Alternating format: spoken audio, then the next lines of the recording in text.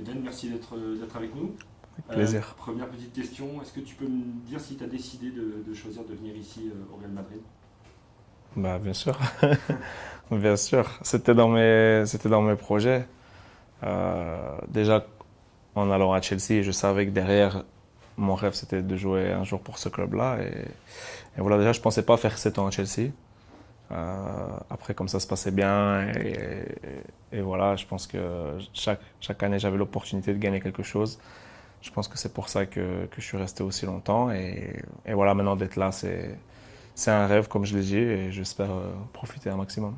Qu'est-ce qui rend ce club si spécial en général et pour toi particulièrement?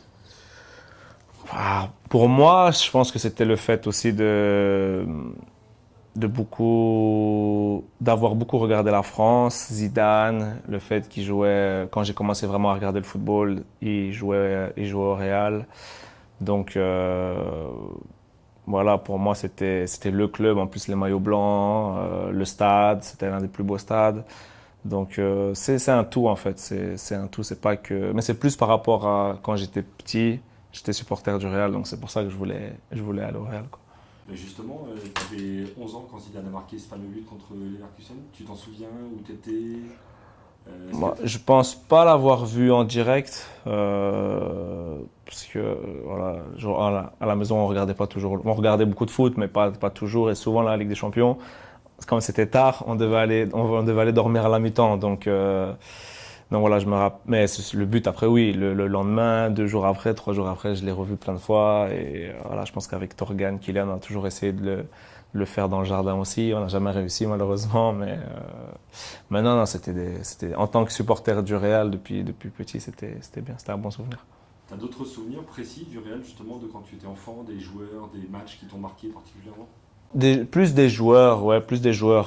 Raoul à l'époque, voilà, je pense que quand ils avaient les Galacticos, là, c'était quelque chose. Quand Figo était là, quand Ronaldo, Fenomeno était là, c'était beau à voir. Et voilà, le fait que ce soit toutes des stars aussi, jouent ensemble, c'est pour ça que ça nous a attirés aussi. Quand tu es petit, tu vois toutes les stars qui jouent ensemble, tu dis non, le club là, il est exceptionnel. Et voilà, après, tu connais toute l'histoire du Real Madrid, mais on n'a plus besoin de le dire. Le Real est évidemment le recordman de victoire en Ligue des Champions. Tu sens la grande connexion, une connexion très forte qu'il y a entre le club et cette compétition. Ça se sent tout de suite quand on est ici. Ouais, non, mais ça sent juste par le fait que c'est le club qui avait gagné le plus. Voilà, maintenant, chaque année, je pense que quand tu es au Real Madrid, bon, pour moi, c'est que la première année, mais dans le discours des gens, dans le discours des supporters, quand tu parles, il faut la Ligue des Champions.